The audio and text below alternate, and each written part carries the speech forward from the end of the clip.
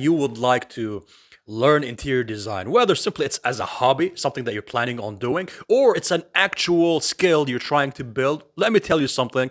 It's one of those skills that you could make money out of it. And there are a lot of cases across the globe of people who've learned interior design without a degree, right? They applied it, they started building their interior design business, and they're making a ton of money out of it without the need to get a degree. So, if you're serious about learning interior design, in addition to complementary skills, because at the end of the day, if you're learning interior design, the personal aspect is one thing. However, the professional aspect is something else. If you're starting a business, you need to know how to build a business, right?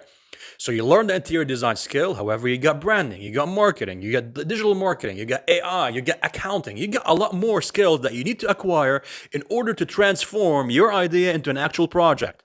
And we're giving you 100+ courses across various disciplines that will help you make this happen, or at least give you the push in the right direction to make this happen. So we're giving you the quality premium courses, accessible, affordable compared to anything else, verifiable, as well as the ability to integrate it into a practical format through the job skills dashboard, the gigs dashboard, the community and skills integration together to help you unlock some opportunities by networking, by applying for certain projects. The applications are quite endless. So if you're looking for an interior design course, well, not just simply one. As part of this membership, you're going to get a series of courses, starting from interior design fundamentals, home staging, color theory, lighting design, biophilic design, the color psychology, styles, themes, decoration, and the list goes on. And guess what? These courses are refreshed with new additions on a weekly to monthly basis, where you expect a new addition to keep you up to the latest updates with the latest skills that could supplement and complement what you're trying to achieve, whether personally and professionally. Now, that being said, I'm going to be sharing with you a lecture from one of our courses to actually help you get a flavor of what to expect. Feel free to destroy the like and the subscribe button to join our global community. Like I mentioned, if you pick something out of it, it's a job well done to you. Thumbs up, that's great. You have learned something new. If you'd like to take it further, I got all of the details for you as part of the description. Now, without further ado, this lecture will help you understand some key important fundamentals related to interior design. And let's take it one level further by learning about a very important concept, which is the focal points. What does that mean? So, a focal point is basically the process of identifying a focal element in a room. Grab the attention for that specific element, such as a fireplace, artwork, which helps guide the viewer's eyes. This is very important and establishes a sense of proportion and balance. So we've learned about balance and proportion, visual weights. Now, once we place everything together within the space, we need to guide the the visual attention of the individual walking into the space. And the first thing that you need to utilize is the concept of a focal point. What is the centerpiece, whether a fireplace, an artwork, or an accessory? It could be an ornament, an artifact, whatever it is, that you would like to grab the attention of the individual as soon as they step foot into that space. This is the whole concept behind a focal point.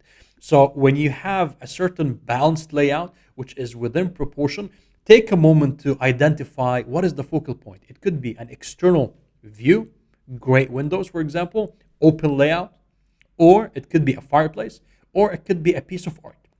Now, if you notice at the beginning of this lesson, I've popped in front of you these sample projects. Now, after explaining this, take a look at them for a second. And what's the first thing that got your attention? Or before actually learning about focal points, at the moment that these projects they pop in front of you, what's the first thing that got your attention? So if we take a look at the first project, if the first thing that got your attention on the spot is the wall art, it means the space has achieved its vision in that sense. Creating proportionality by placing the elements properly, creating balance, and placing a focal point to draw the viewer's attention, right? Which is the wall art. Now, if I take a look at the other example, what's the first thing that got your attention? Now, it could be two things, by the way. You could have two focal points to supplement each other, but no more than two. It could be either the fireplace or the wall art, the accessory. Now, how would I shift my focal point? I could just simply eliminate this and light up the fire. And the first thing would grab your attention would be the fireplace. So this is how would you manipulate the focal points as you achieve proportion and balance. These are very powerful interior design tactics and principles.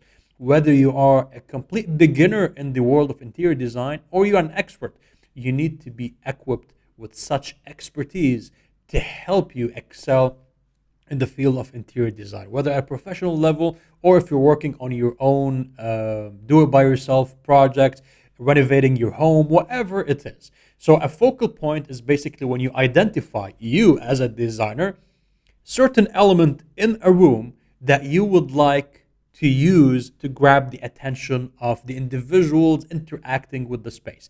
And it could be a garden, a backyard, it could be a pool, it could be a terrace where you have clear windows. You can just simply have great curtains to complement that view, such that when someone walks into the space, they're able to see it the first thing that pops in front of them as part of your effort to create proportionality and balance. Or you could have a certain pieces of art, work art, a canvas, ornaments. It's up to you. Sky's the limit. You could have mirrors, for example, and the go-to option or the norm would be to have a fireplace or a fire pit, which is by default a great focal point, which is used often in many interior design practices. I'm giving you various options that you could use, that you could apply to help you develop the ability to create focal points, captivate the attention of the viewers as soon as they step into the space, helping you achieve balance, helping you achieve proportionality. So, if you apply all of these concepts that we have covered so far as part of the interior design principles, you are going to elevate your interior design game and take it to a whole new level. So, what do you think? Impressive, right? You learned something new. It's not a matter of, piecing furniture together here and there. No, you're learning a skill that has some scientific basis to it, some sound knowledge to it that you're able to understand, comprehend, apply, and eventually you could monetize as well if you'd like to do so, or simply if you're learning it as a hobby. It's a great hobby. Like I've learned interior design simply to enhance the projects I'm working on and the quality of living, from renovating our office, from renovating certain locations and spaces. We're talking about living rooms, we're talking about washrooms, we're talking about halls, we're talking about offices. It impacts your productivity. Literally, interior design has a direct impact on your productivity because it affects how you feel within a certain space. Because at the end of the day, think about the latest or the last restaurant or cafe you went into. It could serve the best food out there, yet if the vibe is off, you're walking out. And this is the power of interior design.